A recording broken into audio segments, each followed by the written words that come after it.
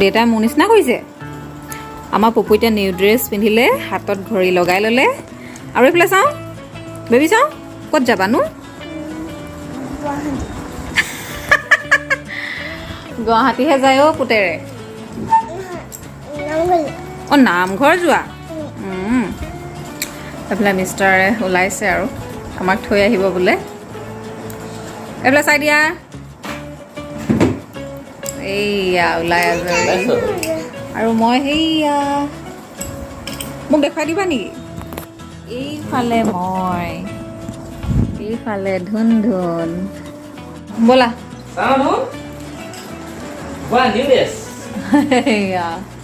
চলো চলো দেৰি হৈছে 6টা বাজিলে সন্ধিয়া উৎপাত দিছে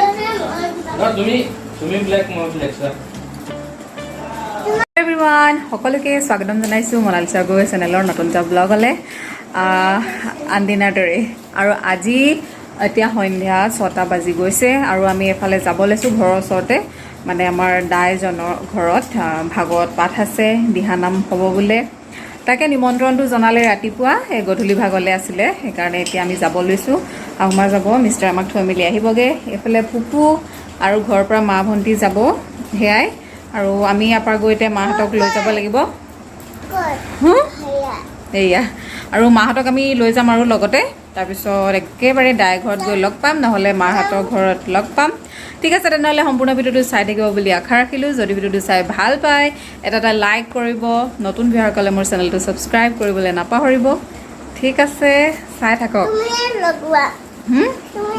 ইয়াত পুপুৰ কাৰণে ড্ৰেছ লৈ লৈছোঁ এক্সট্ৰাকৈ এযোৰ ক'ৰবাত গ'লে লাগেই যিহেতু সৰু ল'ৰা আৰু এখন গামোচা ভৰাই লৈছোঁ যিহেতু ভাগৱত পাঠ আছে সেইকাৰণে এয়াই আৰু চিম্পল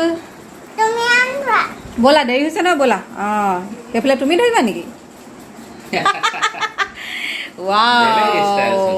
মজা লাগিছে দেই আৰু কি খাইছা তুমি চোৱা মই এতিয়া ৰুমৰ এইবিলাক চব লাইট চাইট অফ কৰি তলা চাবি মাৰি ল'ম আৰু bye by pi গ'লোহি mother house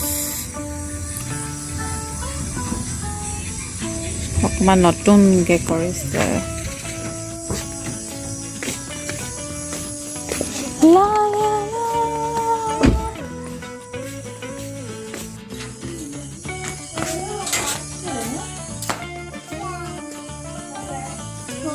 bye bye bye bye কৰি দিয়া ধৰ বাই বাই বাই বাই কৰি দিয়া মিষ্টাৰে হোটেলত সোমাইছে কিবা এটা লৈ যাওঁ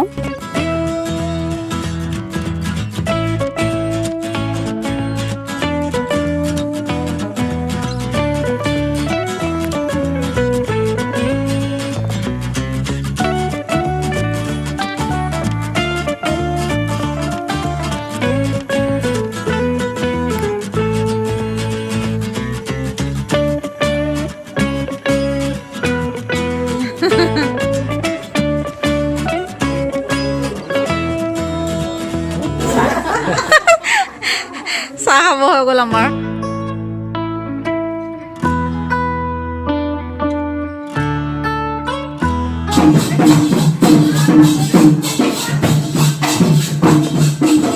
এইবিলাক গৃহস্থৰ বাবে কৃষ্ণ কৰিব লাগে আকৌ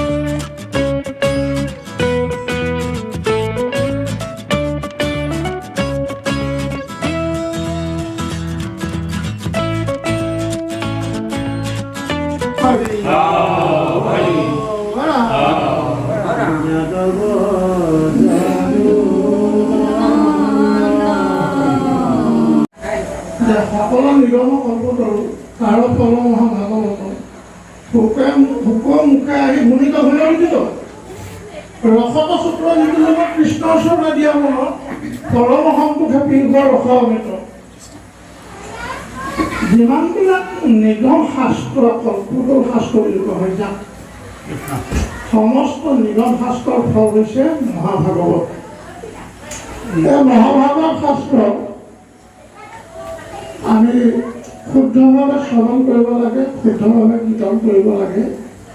তেতিয়া কি হয়, আমি আচল ৰসটো পাম, ভাগৱতৰ সোৱাদটো পাম। সদায় নতুনত্ব ৰস য'ত সঞ্চাৰিত হয়, এই নৱৰস আছে ক'ত? ভাগৱতৰ মধ্যে। এই নৱৰস আছে ক'ত? গীতাৰ মাজত। এই নৱৰস আছে ক'ত? মুখাৰ মধ্যে, কীৰ্তনৰ মধ্যে। গতিকে আমাক সেইকাৰণে কৈছে যে ৰসত চতুৰ যিটো জন কৃষ্ণৰ চৰণে দিয়া মন পৰম সন্তোষে পিউক ৰস অমৃত। পৰম সন্তোষ মানে ৰস অমৃত পান কৰিব লাগিব। পৰম সন্তোষ কেনেকৈ? গুৰুজনাৰ দিনত শ্যাম আটা বুলি এজন ভকত আছিলে। শ্যাম আটা বুলি এজন ভকত আছিলে। তেওঁ সদায় গুৰুজনাৰ ওচৰলৈ হাঁহি মুখে আহে আৰু সকলোতকৈ সোনকালে আহে আৰু পাঠ সামৰ পাছত তেওঁ গুচি যায়। গুৰুজনে চিন্তা কৰিলে যে সকলোবিলাক আটা পুৰুষৰ ভিতৰত এওঁৱে আটাইতকৈ দুখীয়া। তেওঁ সদায় পঞ্চামৃত খাই আহে। ক'ব খুৱায় পঞ্চামৃত? দধি দুগ্ধ ঘৃত মধু শৰ্কৰা এই 5টা দামী বস্তু। তেওঁতো এইবোৰ কিনিবলৈ পইচা পাতি নাই, অৰ্থ নাই, গতিকে ক'ৰ পায়? এইবুলি ভাবি তেওঁ সদায় উঠি বাইক কোৰ মাৰি আছে। বেলি তোলা চালে গুৰুজনাৰ ওচৰলৈ যাব হ'ল। ল'ৰাটোৱে গাটো ধুই তেওঁ মহাপুৰুষে চাউলৰ মুঠি দি উতলালে। উতলোৱাৰ পাছত সেই বাৰীত কোৰ এখন লগাই আছিলে, তাৰ আগ কেইটামান ছিঙি আনিলে, ধুই পখালি লৈ তেল নিমখ দি তাকে পিটিকা কৰি খাই আহি পাই গ'ল গুৰুজন। গুৰুজনৰ পিছত তোমাৰ শ্যাম আহিলা বোলে আহিব কৰোঁ সিদ্ধ বুলি ল'ৰা। এতিয়া আমি ডাইঘৰতে আছোঁ। ভাগৱত পাঠ চলি আছে, ব্যাখ্যা চলিছে আৰু দাই ছোৱালী এই নামটো কৈ দিয়া। নমস্কাৰ, মোৰ নাম প্ৰাৰ্থনা দত্ত। আৰু মোৰ মাহী ছোৱালীজনী যে যিসকল মোৰ ৰেগুলাৰ ভিউৱাৰ মানে তেওঁলোকে গম পাব, মাহী ছোৱালীজনী একদম লগৰ হয়, লগতে পঢ়ে। আৰু ব্যাখ্যা চলি আছে, আমি দুজনী বাহিৰতে। আৰু লাইটৰ পোহৰটো চাব আৰু এইবিলাক ভিডিঅ' চাই থাকে। কেনেকুৱা পোৱা কৈ দিয়া আকৌ।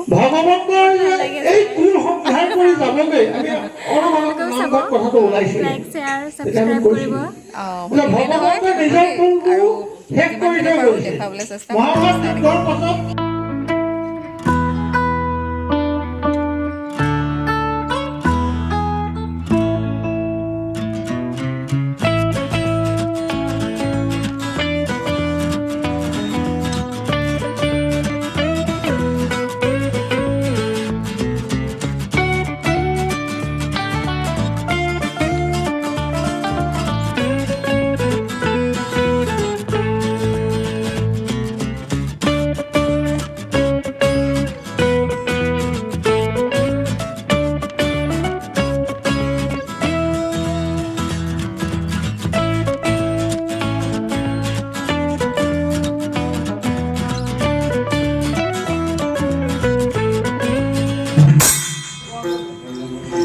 জয় জয় ৰাম জয় শ্ৰী ৰাম জয় তন হৰি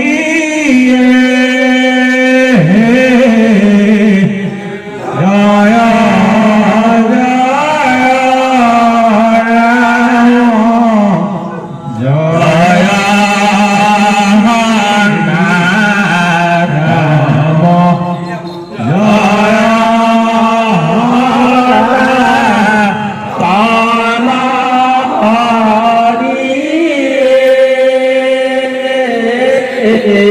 জয় জয় ৰাম